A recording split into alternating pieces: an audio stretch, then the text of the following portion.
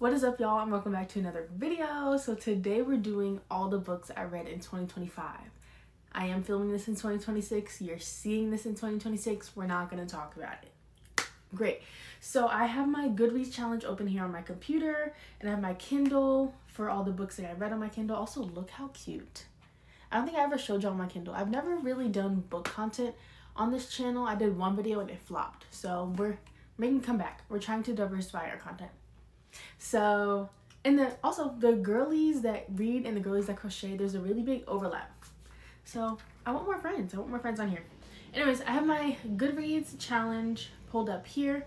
I have my Kindle. I have all the physical books I read behind me. I have coffee and wine because I don't know what kind of vibe we're going to get into. And I have a little candle over here. It's really, really cozy in here right now, and I love it. I love it. Anyways, so yeah, let's just get started. I read 35 books last year, and I think I did a really, really good job. I didn't finish my last book until New Year's Eve, but it was earlier in New Year's Eve, so it wasn't horrible. In 2024, I read 30 books, I believe, and I was reading short stories all of December because I'd only read 10 books until December, or 15 books until December, so I had 15 books to read in the month of December, or something astronomical like that. I was reading until 11:50 p.m. on New Year's Eve in 2024. So I made a deal with myself to not let it get that bad in 2025, and I didn't. So this year in 2026, I'm either going to read 35 or 40 books, but I don't want to be finishing a book on New Year's Eve. That was very long-winded, but now we are actually going to get into the books I read. All right, so the first 3 books I read last year come in a triplet. So I read the Fourth Wing series by Rebecca Yarros. Things started off strong, and now in retrospect they started to dip off, but I rated all 3 books 5 stars. This is because I read all of them back to back, and I read Onyx Storm right when it came out. I bought it and I started it the day it came out because I read Fourth Wing started on New Year's Day and I finished it January 9th, and then January 9th I started The Iron Flame, and then I finished it January 20th, and we all know that Onyx Storm came out on either January 20th, 21st, or 22nd. It came out one of those days, and yeah, I started that immediately, and I finished it January 29th. And then, so those are all the books I read. Those are my first 3 books. After that, the last book I read for January was Heir of Fire in the Throne of Glass series. I have my book set here. I'm not gonna mess it up, but it's this book right here, Heir of Fire. I have the really, really nice covers. I'm gonna put a picture up here. Let me just take it out. I really don't want to take it out. Okay, I got it out. So Heir of Fire was my 4th book, and my last book of January. I rated this 4 stars.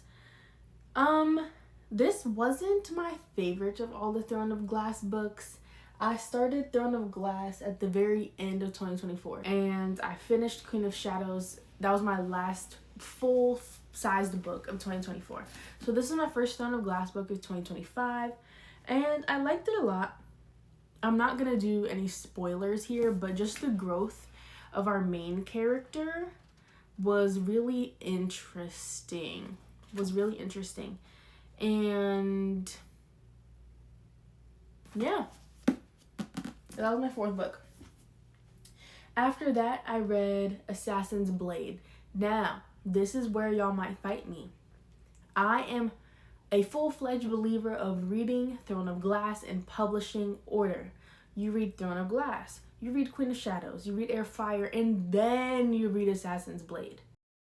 Okay, so I'm just popping in to say that it was not publication order, it's actual author's recommended order. You read Throne of Glass, Crown of Midnight, Heir of Fire, then Assassin's Blade.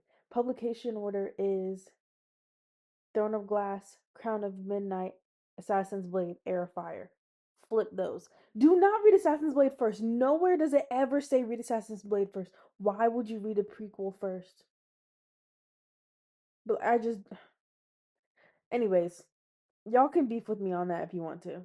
Then and only then do you read Assassin's Blade. You learn so much about Selena, because if you haven't read it, you understand so much about Selena, about who she is, about why she does what she does, about how she is who she is, and then you get to read her backstory after you're already connected to her, and then so many puzzle pieces fall into place that way, and then the people you meet will eventually pop back up later in the series. I just like the way she wrote it. I like the way she published it. It was made that way for a reason. I don't like y'all that say read Assassin's Blade first. Okay? It is called the point 1 to point 5 for a reason. It's not called book number 1 in the series. You're supposed to read book 1 first, book 2 first, book 3 first, and then the prequels. In my opinion. Those are me. After that, I read Queen of Shadows. I'm not taking all of those out, respectfully. They all look somewhat like this. But after Assassin's Blade, I read Queen of Shadows. I rated Queen of Shadows 5 stars. I also rated Assassin's Blade 5 stars.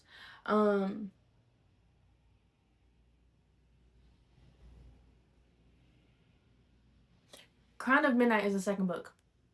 If I know I said Queen of Shadows before. Crown of Midnight is the second book. I think that was probably one of my favorite books in the series. I haven't finished the series though, so don't quote me. After all the Fantasyland, I needed a break. So that's when we jump into my Emily Henry phase. So let's start with the end of March. I read Book Lovers. I love her. I think Book Lovers is probably one of Emily Henry's best books, but I love all of her books in their own different way. But I really loved Book Lovers.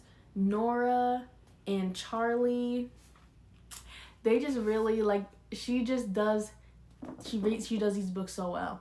I think this was my first Emily Henry book. I ended up reading all of her books last year. I think that's very telling. But yeah, Book Lovers was 5 stars. The average rating is 4.1. Don't know why. Emily Henry does indeed have a formula to her books. So I think you'll probably see my ratings drop off a bit because I've read most of her books in order. Or I read them back to back. So I was understanding the formula before I could really piece together the plot. Before I could even piece together the plot. Anyway, so I read Book Lovers. After Book Lovers, I read Funny Story.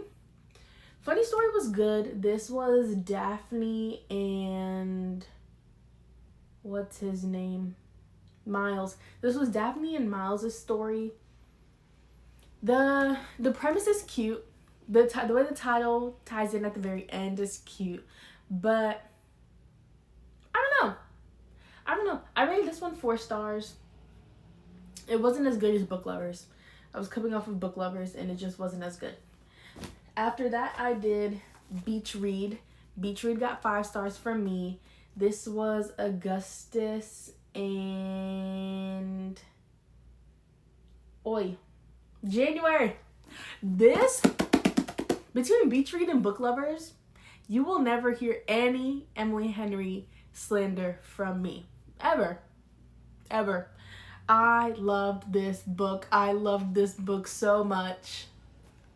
The way Emily Henry makes her characters practical and relatable, but they're also authors, some of them, because she's an author, so she can really kind of make their lives very detailed. I love that so much. I really felt connected to the characters in Beach Read and the characters in Book Lovers. 5 stars for me. And then after that, I read People We Meet on Vacation. People We Meet on Vacation was also 4 stars for me. I'm not really a Friends to Lovers fan, nor am I like a Second Chance person, but this was just really good. This was Poppy and Alex. Yeah. I don't know. This just like felt like all of it could be solved in one conversation, and it was. It was just drawn out. But it still got 4 stars. I do give authors a lot of grace within my stars because of their writing style. I love Emily Henry's writing style. I think I already explained that enough. Yeah, I just really love Emily Henry. Okay. After that, I read Pretend You're Mine by Lucy Score. This book did get 5 stars for me. I finished like half of it in one night. This was really good until I understood Lucy Score's writing. Now, her writing is really good. There is a lot of unnecessary strife in the book. Especially, I really heavily dislike third act breakups. But it was kind of pivotal to the growth and the ending of the book. So I'll give her grace on that. But, yeah, I gave it 5 stars. In retrospect, it was probably 4 stars, given that I read the sequel. But we'll get into that in a little bit. But, yeah, Pretend Your Mine got 4 stars from me. That's in the way. Let's move all of these to the very back so we can make room. After that was Hooked. Now, I know that the Never After series has a lot of fans and a lot of lovers. I am not one of them. I'm not one of them. I don't like Hooked. I will never be picking up another book in this series. I understand that there's supposed to be like Grimm Brothers retelling or Disney story retellings. This was about Tinkerbell and Captain Hook. So the main character is James, and then he gets with, oh no, it's Peter Pan. It's Captain Hook and Peter Pan. And James, the MMC, is Captain Hook, and Wendy is basically like Peter Pan's daughter. I didn't like it. The writing was very, very extracurricular activity centered. I don't know if I'm gonna get censored or not if I say what I'm actually trying to say, but most of the book was spicy scenes, and I just didn't like that. Their relationship didn't flow. It was very much Stockholm Syndrome. I'm just not here for that. The only Stockholm Syndrome I'm here for is the song by One Direction. That's all you're getting from me. That's all you're getting from me. So this book got 3 stars. I did like the writing, kind of. I kind of appreciated the book for what it was, but I don't like the book, if that makes sense. I think once I reached the 4 stars, that's when I'm like, okay, I'll reread this. This is really good. 5 stars, favorite book ever. Right. So, yeah. Hooked got 3 stars from me. Possibly even 2.5. After that, I read the last book in the Emily Henry collection, Great Big Beautiful Life. I got the Barnes & Noble exclusive edition. She's just so cute. So this was following Allison Hayden. This was Allison Hayden's book. The only reason why I gave this 4 stars is because I feel like she was trying to tap into her Taylor Jenkins Reid era, and that's just not who I see Emily Henry to be. I'm gonna move y'all down a bit, just a little bit. No, my light died. That didn't last long at all. Okay, y'all, I'm gonna charge my light and I'm gonna come back. Okay, y'all, I don't know where we left. Okay, let's try this again. Okay, so the light is currently charging, so I'm going to try my best to just work with it. That's all I got. So, yeah, I was talking about Great Big Beautiful Life. Don't remember where I left off, but I did give this book 4 stars. because she was trying to give Taylor Jenkins Reid, and I really love Taylor Jenkins Reid, especially after the end of this year or the end of last year.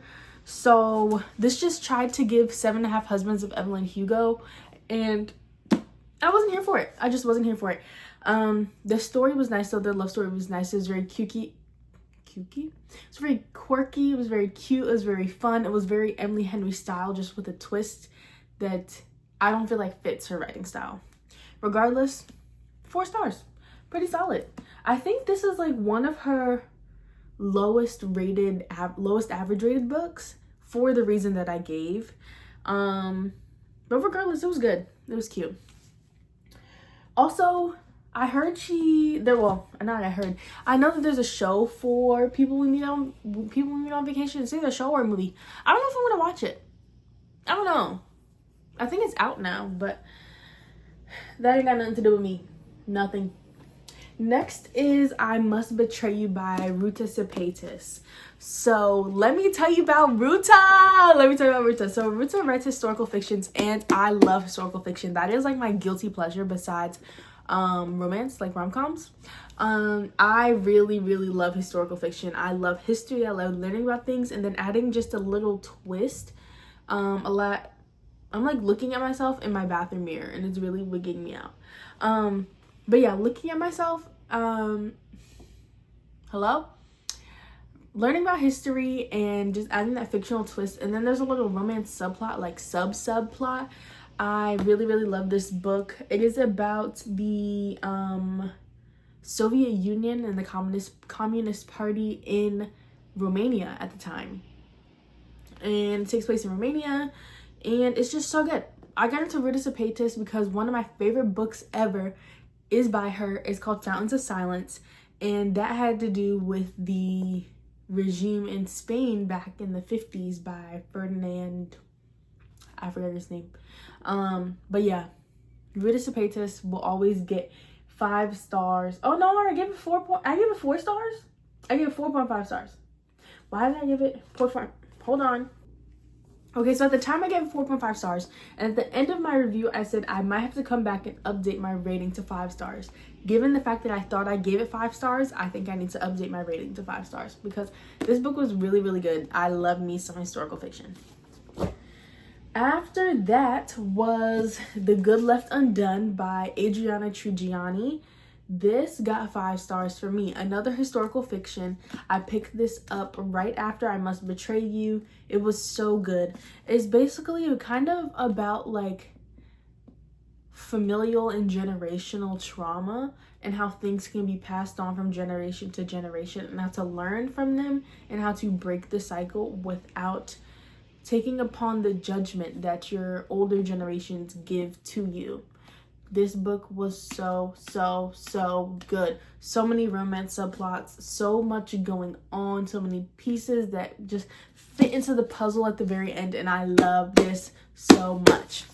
This got 5 stars from me. It actually sits at the top of my bookshelf, which is where all of my favorite books are, and I'll actually be coming back to that later because I think I'm going to be making a book blanket of all my favorite books of all time. This will definitely be on that list. All right. Let's put this back. After that, the light. Okay, y'all, we're doing like 5-minute filming stints because this light is just it's gonna take hours to charge up, and I'm just not gonna wait for that. So, what book do we leave off on? 2 books I read after The Good Left Undone. I read Tower of Dawn and Empire of Storms. They're backwards in this. Actually, no, it's not. Empire of Storms, Tower of Dawn. All right, so I did the tandem read. I'm glad I did because I would not have read Chaol's book without doing the tandem read because it took me so long because I didn't like Tower of Dawn. However, it is pivotal to the plot. So the people that say they skip Tower of Dawn, I'm still side-eyeing you because how are you going to know what happens at the end in the last book, which I haven't really started? How are you going to know what happens without knowing everything and everyone that's in Tower of Dawn? This may be a generalization, but in my head, the same people that read Assassin's Blade first and the people that skip Tower of Dawn are the same people. No, just can't wait. Sue me. Sue me. Especially Irene, who's in Assassin's Blade. How are you gonna know? How are you gonna know? How are you gonna know? That's why I'm still in the read Assassin's Blade after Heir of Fire. I stand 10 toes on that. Because you don't need to know about Irene at the very beginning of the series. You need to know about Irene in the end. So why are you reading in the beginning? It doesn't matter. It doesn't matter. Most of the people in Assassin's Blade do not matter besides Sam at the beginning of the series. And I said, I will die on that hill. I'm running up that hill like Sam. Not Sam. I'm running up that hill like Max. I'm running up that hill, running up that building. And I'm going to stand on it too. I'm going to stand on it. You shouldn't be reading Assassin's Blade first. Point period. All right. I gave Tower of Dawn 4 stars. I gave Empire Storms 5 stars. Empire Storms was good. Watching everybody come back was heartwarming. I loved that. Yeah. And nobody died. So, life was good. All right. After that, I read Finally Mine, which is the second book in the Benevolence series by Lucy Score. The first book being Pretend You're Mine. Second book also had a third act breakup, and it dragged. And this is why I don't like Lucy Score. This is my beef with Lucy Score, is because of this book. This book. Can you tell I'm heated? I'm heated because of light, and I'm heated because I'm getting into books that I really have beef with. In this book, she's literally copying and pasting whole entire passages from book 1 because the main characters in book 2 are 2 best friends of the MMC and the FMC. They're best friends from book 1. They're the main characters in book 2. So we know a lot about them. We see their interactions. We see how they get together and why they're together, because they're together in the first book. So there's mad overlap between book 1 and book 2. Mad overlap. So she's literally copying and pasting. The first half of the book is just copy and pasted from book 1. I'm going to keep talking about it with the lights off. I really don't care. Yeah, so, and then there was also a third act breakup, a very irrelevant one that didn't need to happen. I understand the first third act breakup in book 1. I do not understand the third act breakup in book 2. So that's why I stopped reading Lucy Score. Yep. Couldn't do it. She pissed me off real bad, clearly, because I'm still heated about this. And I read this book back in July.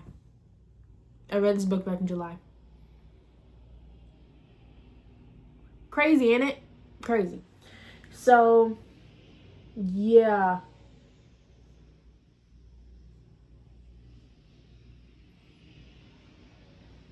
I gave the book 3 stars. I couldn't give it less. But given the fact that I gave the first book 5 stars and I really loved the first book, I gave the second book some grace, but no. Hard pass. Hard pass. All right, moving on. I'd make a deal with God and get him to swap our places. Running up that road, running up that hill, running up that building. See, this lighting, it's not as cozy, but you can still see me. So we're going to continue because I'm heated and I want to finish this. This lighting is definitely better, but it's not as cozy. There's no cozy vibes, but it's fine. I don't think there's any cozy books nearing the end anyway, so it's fine. Life is good. All right, so next book I read was Lights Out. Lights Out, very dark romance, very much BDSM, spicy, all that. I gave Lights Out 5 stars. There is some, on Book Talk, people either like this book or they hate this book. I was one of the people that loved this book. In books like this to me is like Hooked, but it was written better. The characters are very cheesy, they're very predictable, they're very questionable. Because what do you mean you fall in love with a man who breaks into your house and stalks you? What do you mean? But it was written, I think, it was written well, and they made the characters so likable that you couldn't not like the book. That's how I feel. A lot of people are very analytical about this book, but this is just something that you can't be analytical about. These are type, like, look at the cover. Are you really going to take a book like this seriously? Be for real. You can't take books like this seriously. And when you don't, that's when you have fun with it. That's when you like them. So 5 stars for this from me. Next, I read Pride and Prejudice on my Kindle, and I also read it on audiobook. Pride and Prejudice got 4 stars from me. Mainly got 4 stars because it was a classic, and I could see the potential. The characters were good. The love story was cute. The longing for Mr. Darcy. I love Mr. Darcy. I could have given it 3.5, but I gave it 4. I'm giving the book grace. It's a classic. Why would you not? I do have to go back and watch the movies. I've never watched a Pride and Prejudice movie. So, and apparently they're making a new one. And they're also making another classic book into a movie. There's some beef on that. Hold on, let me look it up. And supposedly the main character, Heathcliff, is supposed to be black in the book. That is like one of the pivotal points in the book, is that he's black and that they're not supposed to be together and da da da da. Haven't read it. Jacob Elordi is playing this man. And apparently white men have played the characters in the past, except for one that I'm looking at. In the 2011 film, he looks like there's a black man that played him, but in the other ones, not so much. One debt to society later. I don't know. I find that very interesting. I find the lore very interesting. We got on a tangent, but I do want to read Wuthering Heights for that reason. It's a classic love story. I think I want to read at least one classic a year. I liked reading Pride and Prejudice. The old English really messed with my brain. That's why I had to stop reading it on my Kindle and had to start listening to it on audiobook. Also because book club was coming up, and this was a book club book that I almost didn't finish on time. I usually don't finish book club books on time. Why? I don't know. Don't call me. After this was An Empty World with You by Jemima Cece. Jemima, I love you. I don't think you're gonna see this because we're friends on TikTok. So what had happened was, in June, I read this book in August. In June, I was scrolling through TikTok, and I see a book pop up. It's like dystopian. Basically, this girl wakes up from a coma and no one in the world is there. No one's there. Everything's been abandoned. Nothing's there until she's surviving on her own for a couple of days in this mall, and then she goes outside and this boy almost hits her with a car. Like, hello? Apparently, there he is, the only other person, to her knowledge, left in the world with her. They end up getting together.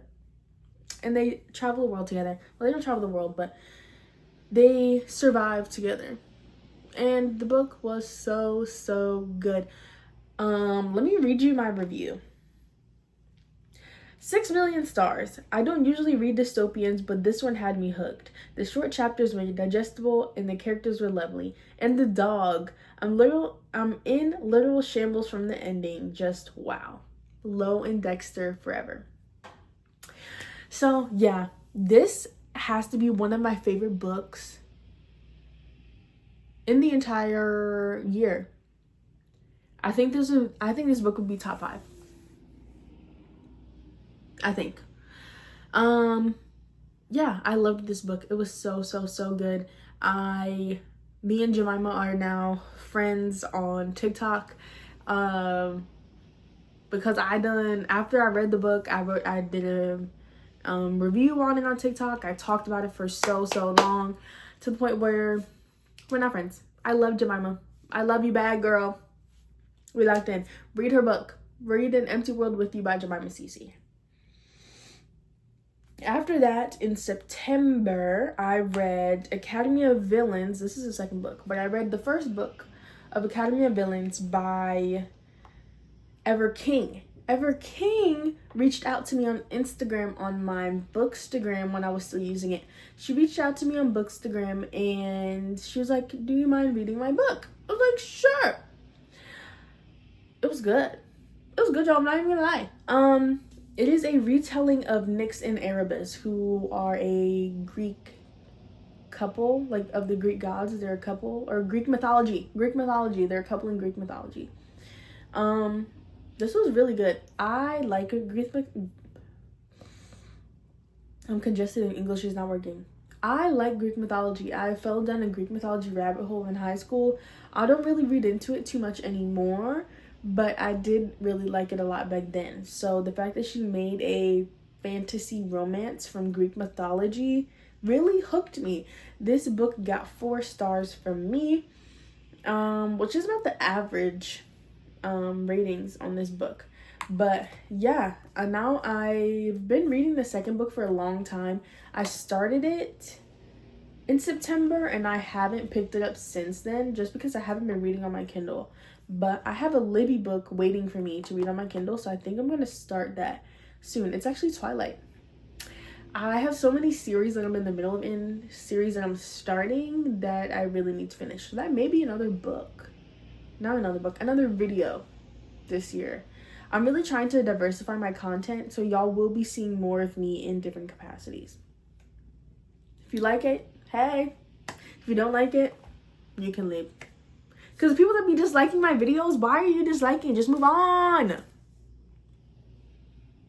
Anyways, after this, I read The Keeper of Happy Endings by Barbara Davis. I love this book. This got 5 stars from me. So this was on my TBR for a very long time. Someone on TikTok, I believe, did like I think they read the back of the book, or they read the book and then they did a summary and I watched a video of it. I love this book. I got it from my secondhand bookstore at home for $4.25. I really do love this book. I either got it for $4.25 or I got it on the penny per page sale, and in that case I got it for $3.97, which neither here nor there. I tabbed the book. I loved this book so much. Another historical fiction. I read historical fictions when I'm trying to cleanse my palate, and this definitely did that. So the reason why I read it is because I put it up for nomination for book club. The same book club that we read Pride and Prejudice for.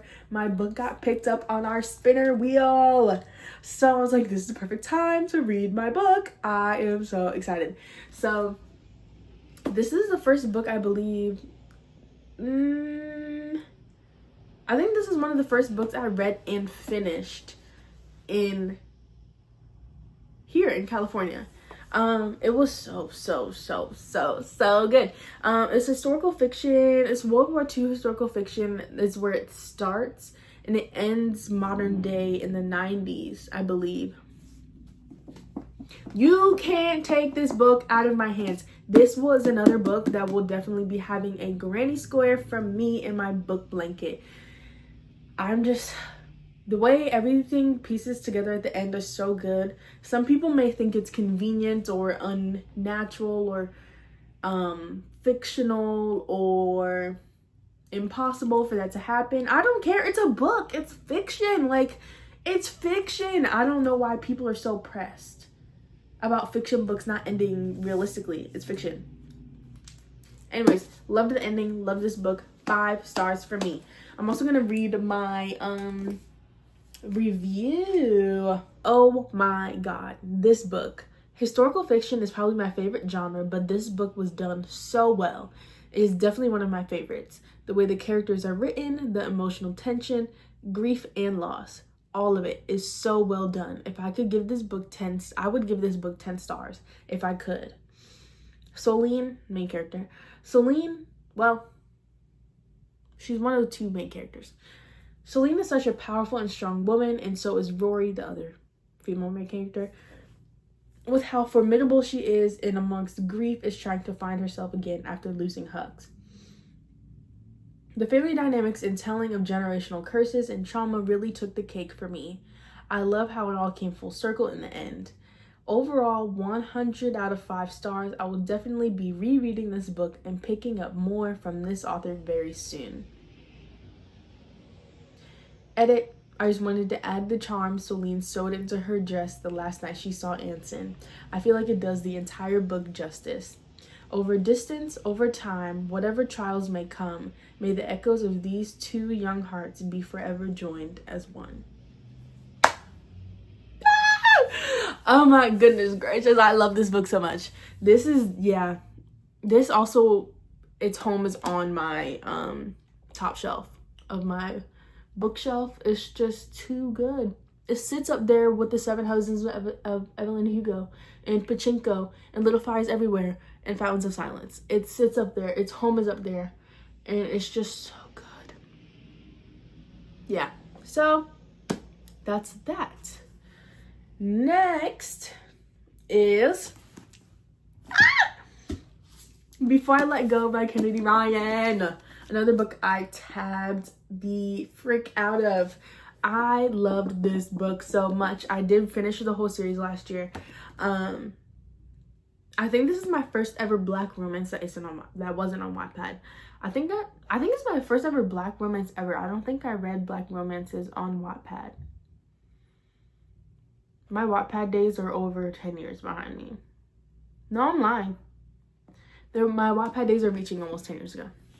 Regardless, Before I Let Go by Kennedy Ryan, 5 stars for me. 5 stars for me. Black love, black love, black love. Again, I'm gonna read my review. The complexities of grief, divorce, and loss were told so well. Yasmin and Josiah were truly meant for each other, and it is evident the whole time, but seeing what they had to work through via dual perspectives, I love a dual perspective, and therapy was heart-wrenching and heartwarming at the same time. Deja, their daughter, was complex too, and finally unraveling her resentment made so much sense. The young innocence of Qasim was so wholesome. Honorable mentions, Otis the dog. As you can see, I always mention the dog. I love the dogs. Honorable mention, Otis the dog. I have a whole color of tabs on my physical book for him. I love him. I do indeed have tabs for Otis. There's only 2 because the whole book would have been tabbed for Otis. But yeah, Soledad and Hendrix, her friends, which the other 2 books in the series are about. I am so grateful that I have friends like them in my life too, through thick and thin. And then Yasmin's mom. Yasmin is the FMC, by the way. Yasmin's mom. That lady sure knows how to matchmake. She sure does. Yeah, this book got 5 stars for me. I love this series. I will be reading more Kennedy Ryan books, but I'm gonna have to do some research on which ones I want to read because some of her books I've heard are misses. How? I don't know. Because reading this series, I don't know. All right. Next is Caught Up, which is the sequel to Lights Out. So I read Caught Up. Caught Up also got 5 stars for me. And honestly, it might have been better than Lights Out, in my opinion. There's just second chance romance. I love a well done second chance romance. I think earlier in the video I said I don't really like them. I said I don't like friends to romance, but a second chance romance, this did the cake for me. Again, you can't take books like this seriously, but it was still so good. The longing, the angst, the broodiness, the begging, the longing. I think I said that already. So good. Next is The Silent Patient by Alex Michaelides. I don't know. This was a thriller slash, I think it's just a thriller, or it's also a mystery. All I have to say about this book is what? Like my review is WTF. Literally what? That was it. I gave the book 4 stars. Ate it up in a couple of days. But yeah, I don't know. This book was very interesting for me personally. I don't know how I feel about it. It was very interesting. But it was 4 stars. I can give it that, about a solid 4 stars. After that was some more Kindle and audiobooks. This is where I really tapped into my audiobook and crochet bag, which is what I've mentioned a lot in my last couple of videos. I was listening to audiobooks and crocheting all the time. That's what got me through Texas. I didn't have a fun time in Texas, but that's what got me through, is crocheting and listening to audiobooks. So the next two books were This Could Be Us and Can't Get Enough, which are the second and third book in the Skyland series by Kennedy Ryan, which is the second and third books after Before I Let Go. I gave This Could Be Us, Soul Dad's book, 5 stars. Probably best book in the series. Not gonna hold. And then after that was Can't Get Enough, which was Hendrix's book. I give that 4 stars. Like, their love is cute, but it doesn't compare to Soledad. It doesn't compare to Yasmin. Yeah. I don't know how Can't Get Enough and this Can't Get Enough has higher ratings than This Could Be Us, but I don't think anything has a higher rating than the first book. I'm not even gonna lie. Let me see. Oh! The first book is the lowest rated book. That's so crazy. I can understand why a lot of people like Can't Get Enough the most. I can see it. It gives independent eldest daughter, and her mom has dementia. That's a really big plot point in the book. But for me, I just didn't get enough friendship. I got a lot of love, a lot of romance, which is a romance book. It didn't do enough for me. It didn't top the cake. Next was Animal Farm by George Orwell, another classic, especially given the times that we are in right now.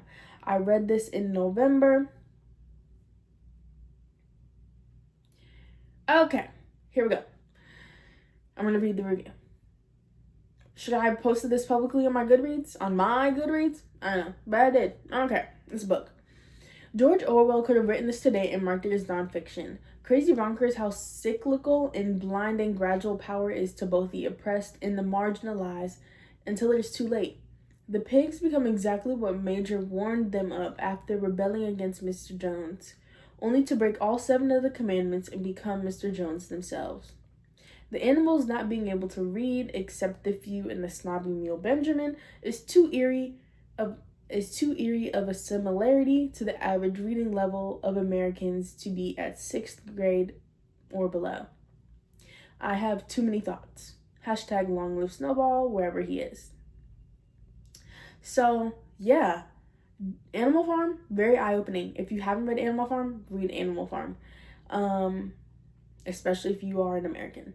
That's all I have to say on that. I can't really say any more than that. I like my job. Great. Next I got into my Taylor Jenkins Reid bag. First I read Daisy Jones and the Six. 5 stars. 5 stars. 5 stars. I think all of her books get 5 stars for me. My review was Taylor Jenkins Reid, The Woman You Are. This book was so good. Another historical fiction, Taylor Jenkins Reid, I think just really takes that genre, the historical fiction, romance, novel point, as well as Ruta. I love Ruta, but Taylor Jenkins Reid, I think, just has a lot more bandwidth across time, and the way she does it about celebrities really hits home for me. I love her writing and her writing style. After that was Carrie Soto is Back, also 5 stars. After that, I went back into my romance bag. I did. First was Mile High, and then the second was The Right Move in the Windy City series by Liz Tomford. So good. I gave Mile High 4 stars and The Right Move 5 stars. It was just, I ate it up. Again, I was in my celebrity bag. The MMCs are these are all sports themes. So the first one we got Stevie and Xanders. Xanders is one of the biggest hockey players in the league, and Stevie is the flight attendant on their plane for the season. Yeah, take that as you will. And then the second book is about Stevie's twin brother, Ryan, who was one of the biggest basketball players in the league in Chicago. Xander was also hockey Chicago. And Stevie's flight attendant best friend, Indy, who flies for Xander's team. That's their story. Top tier.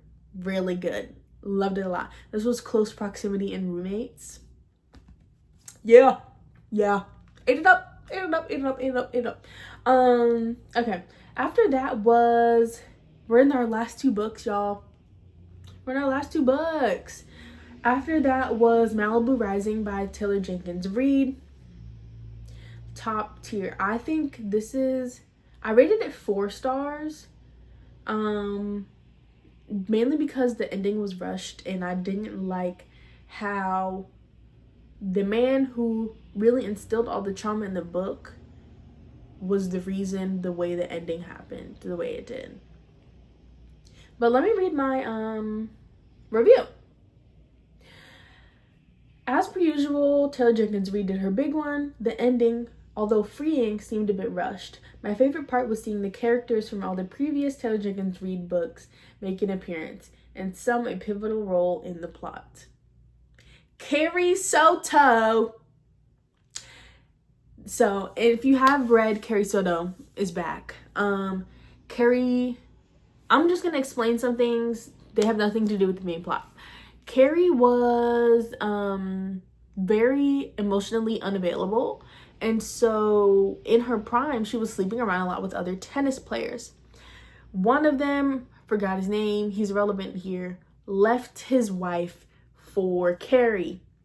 Said wife is the main character in Malibu Rising.